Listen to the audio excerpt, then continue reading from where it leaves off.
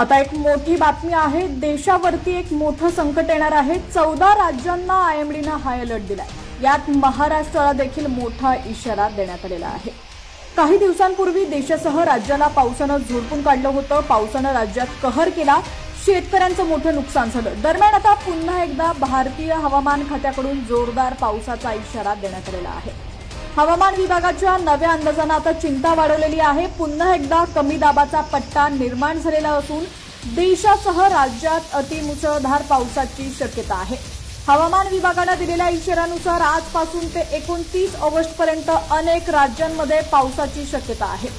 काय आहे हवामान विभागाचा नवीन अंदाज या व्हिडिओच्या माध्यमातून पाहूयात। पण त्याआधी तुम्ही जर YouTubeवरती HPN मराठी न्यूज चॅनलला सबस्क्राइब केलेलं नसेल तर नक्की सबस्क्राइब करा, जेणेकरून आमचे अपडेट्स लवकरात लवकर तुमच्यापर्यंत पोहोचतील। तसंच हीच बातमी जर तुम्ही आता फेसबुक किंवा Instagram वरती पाहत असाल तर आमच्या HPN मराठी न्यूज चॅनलला फॉलो करायला विसरू नका।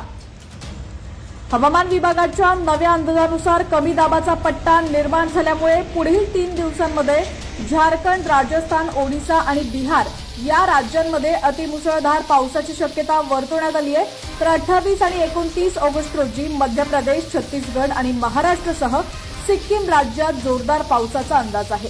पंजाब, हरियाणा, दिल्ली, उत्तराखंड, हिमाचल प्रदेश आणि जम्मू काश्मीरमध्ये देखील पावसाचा हाय अलर्ट देण्यात आला आहे। या पार्श्वभूमीवर नागरिकांना सतर्कतेचं आवाहन करण्यात आलेलं आहे। दरम्यान आता महाराष्ट्रात काय स्थिती आहे ती देखील आपण पाहूयात।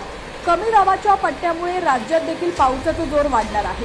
बंगालच्या उपसागरात कमी दाबाचा पट्टा निर्माण झालाय। हा कमी दाबाचा पट्टा राजस्थान आणि पंजाबच्या आसपास सक्रिय असणार आहे। त्यामुळे पुन्हा एकदा 25 ऑगस्ट पासून ते 29 ऑगस्ट पर्यंत राज्यात पावसाचा जोर वाढणार आहे।